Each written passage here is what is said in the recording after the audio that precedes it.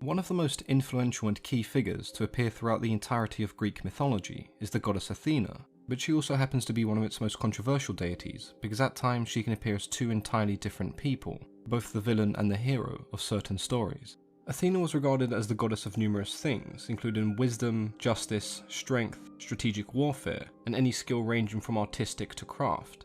She was of course particularly known for two of these things, her strategic skill in warfare and her wisdom. And it's because of this association you'd be hard-pressed to find any iconic or popular Greek stories that she doesn't in some way feature in.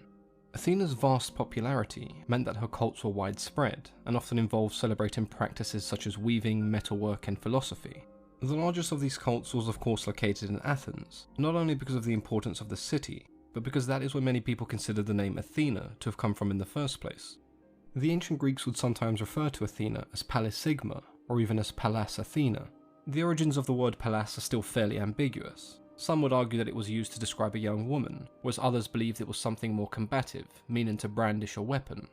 When the people of Athens called her Pallas Athena, this could be interpreted as them referring to her as young Athena, or even as Athena the Protector. The exact meaning of the word is something that we can only really speculate about, but there is the alternative belief that Pallas was an entirely separate entity slain by Athena.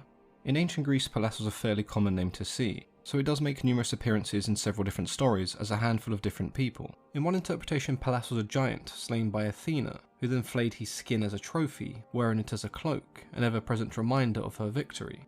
In another version, Pallas was Athena's father, whom she killed when he attempted to assault her. Athena once again took his skin as a trophy, so there is a pattern forming in terms of taking a kill and turning it into a trophy, something to be proud of, and that is something you would expect from a warrior or a hunter of that given time.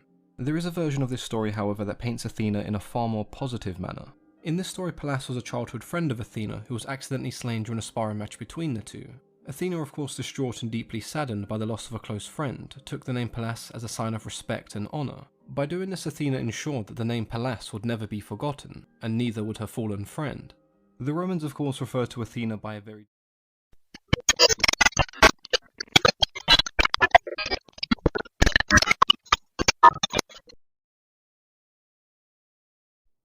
I'm sorry for this interruption, but I needed some files, and this computer is the only one I can get it from. Well, the only one that is connected to... it doesn't matter. What matters is getting these files on Athena.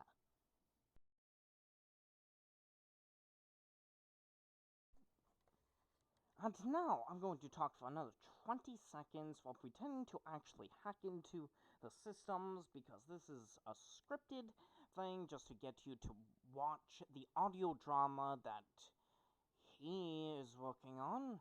That weird young man, or hologram, whatever he wants to be. An Apache helicopter, a woman, a man, whatever. And now I'm going to say something along the lines of beep boop banana, yeah. Check out Mia Kills on Storyfire now. Please.